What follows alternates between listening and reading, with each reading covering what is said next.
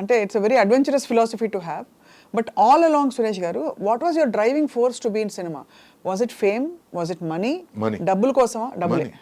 Very clear. ఎందుకంటే నాకు వచ్చిన ఫైనాన్షియల్ పరిస్థితి, నేను సినిమా ఇండస్ట్రీకి రాకముందు పరిస్థితి was about money. I started off డబ్బులు సంపాదించి ఎలాగైనా సరే మనం ఈ అప్పులు తీర్చేయాలి. ఎందుకంటే నేను రెస్పాన్సిబిలిటీ తీసుకున్నాను. ఇప్పుడు ఒంట్లో బాగాలేని ఫాదర్ మీదకి వచ్చి గట్టిగా అనరాని మాటలు మాట్లాడుతుంటే దేవుడి దేవల్ల అప్పుడు నా ఫస్ట్ సినిమా బాగా ఆడింది. లేకపోతే వాళ్ళు నా మాట కూడా వినేవాళ్ళు కాదు. అప్పుల వాళ్ళు ఎట్లా ఉంటారు మీకు తెలుసు, తెలుసో తెలియదు నాకు తెలియదు. బట్ వాళ్ళు చాలా కఠోరంగా మాట్లాడగలరు to get what they want. అంటే డబ్బు డ్రైవింగ్ ఫోర్స్, ఆ కష్టం వచ్చింది కాబట్టి. ఆ కష్టం వచ్చిండకపోతే ఏమయ్యేవారు మీరు? నేను అమెరికాకి వెళ్ళి చదువుకునేవాడిని. I would have gone abroad to study. ఎందుకంటే మొదటి నుంచి నేను have had this alien feeling.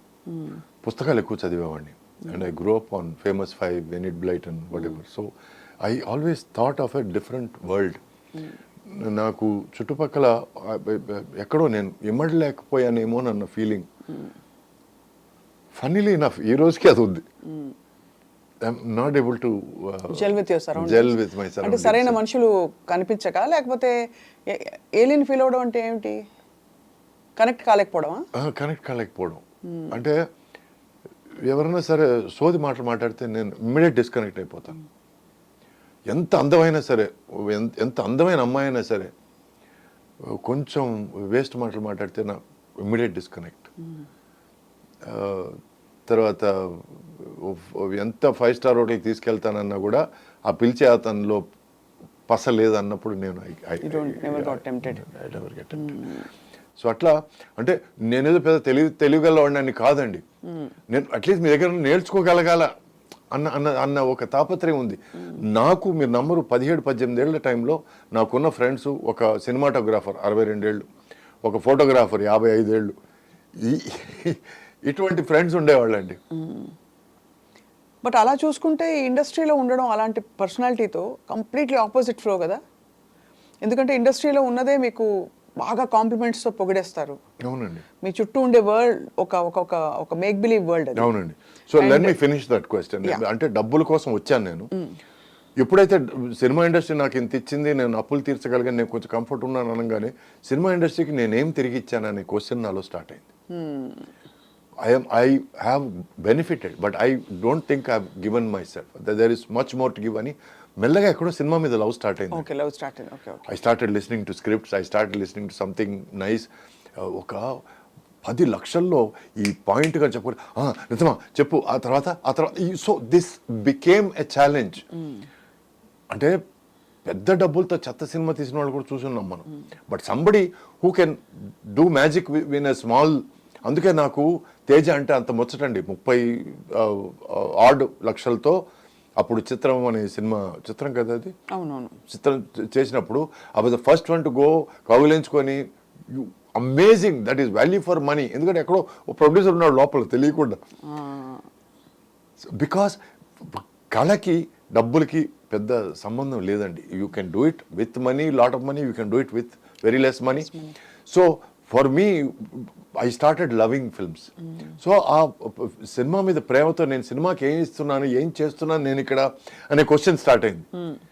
So it became the art became more important then money. And నేను ఏమని ప్రామిస్ చేశానంటే మా ఎక్స్-వైఫ్కి, నా అప్పులన్నీ తీర్చేసుకున్న తర్వాత కొంచెం డబ్బులు సంపాదించుకొని మనం వెళ్ళిపోదాం అమెరికా. ఎందుకంటే ముందే అమెరికా వెళ్దామని అనుకున్న మనిషిని తనకు కూడా ఏమిటంటే ఎక్కడో she got disconnected with the film circle. So తను అనింది, okay fine, since you're ready to come then I'm prepared for it అనింది.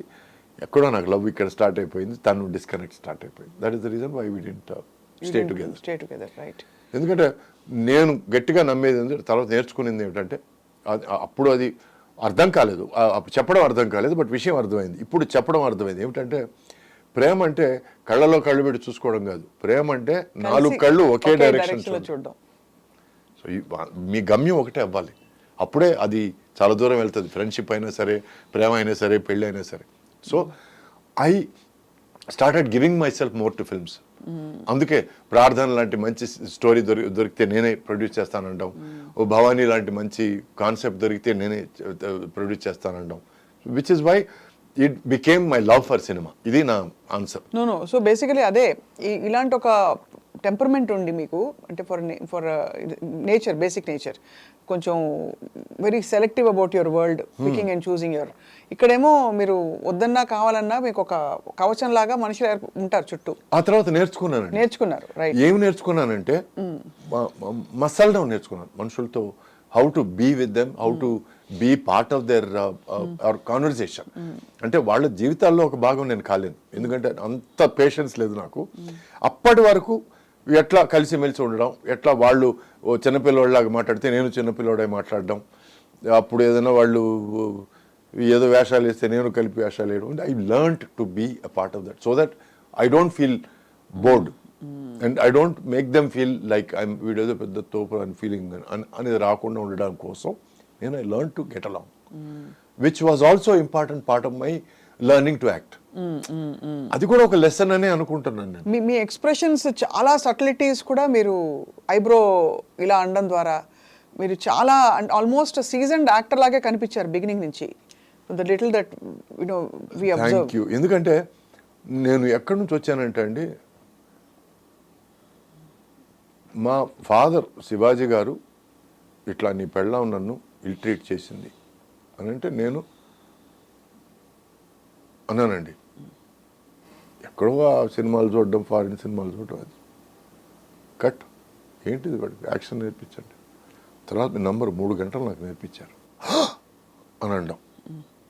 అక్కడి నుంచి వచ్చిన వాడిని నేను. అది ఎలాగైనా దాన్ని చంపేయాలనే ఫీలింగ్లోనే ఉన్నాను నేను అప్పటి నుంచి ఇప్పటిదాకా.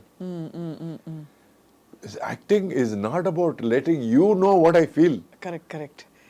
Acting is about me feeling what I feel. Yes.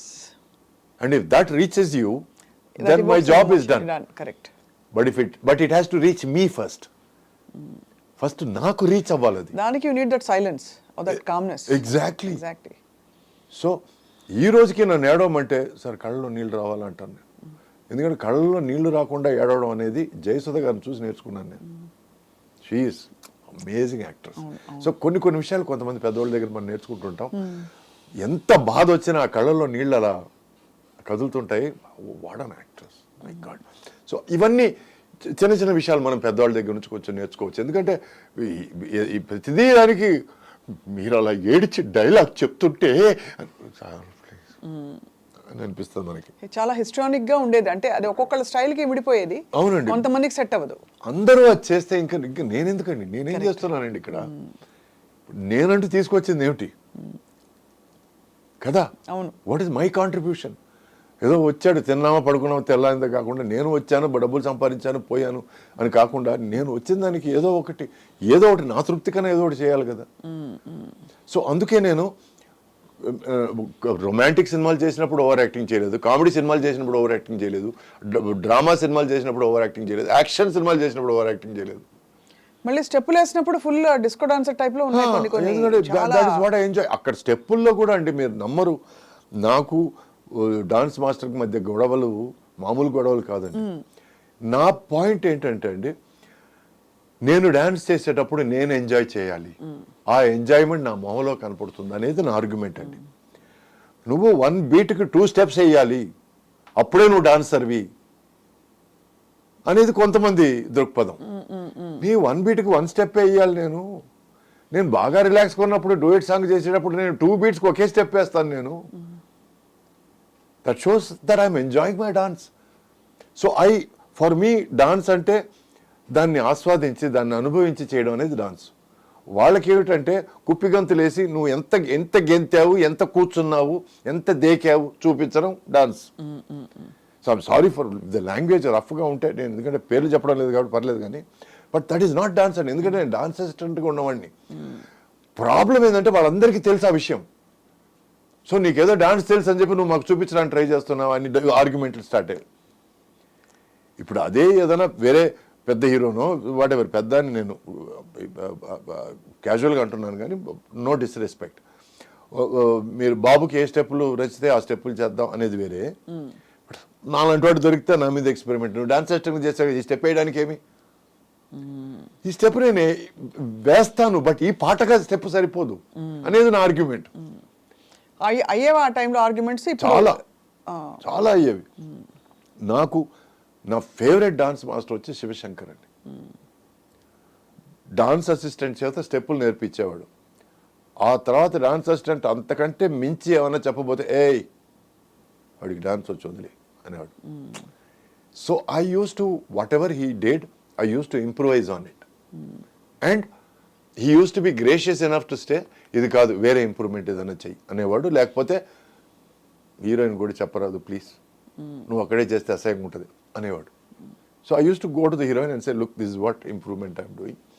ఈ లాస్ట్లో చిన్న సర్కిల్ తీసుకుంటున్నాను, లేకపోతే లాస్ట్లో చిన్న హాఫ్ సిట్టింగ్ చేసి లేస్తున్నాను. ఇవన్నీ నేను I use to share because to make to not miss a particular last beat or small things. ఎక్కడ